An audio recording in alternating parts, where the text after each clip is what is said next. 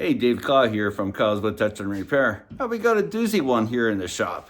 An elderly gentleman was pushing this 9-drawer dresser here, and the legs on the other side snapped off. So there was one minor repair that he attempted before, so we're going to have to fix that.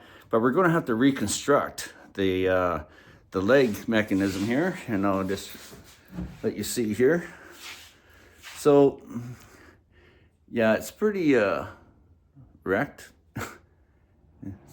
And so my job is to reconstruct this piece here and clean up this and reconstruct it. And then we're going to make it actually perfectly functional again, and aesthetically as well. We're going to do touch up to it. And yeah, we're just going to do them a big favor and get this beautiful teak antique dresser back to where it should be. So stay tuned. It's going to be a lot of fun. And hopefully I can teach you a few things here and there. And let's make them happy.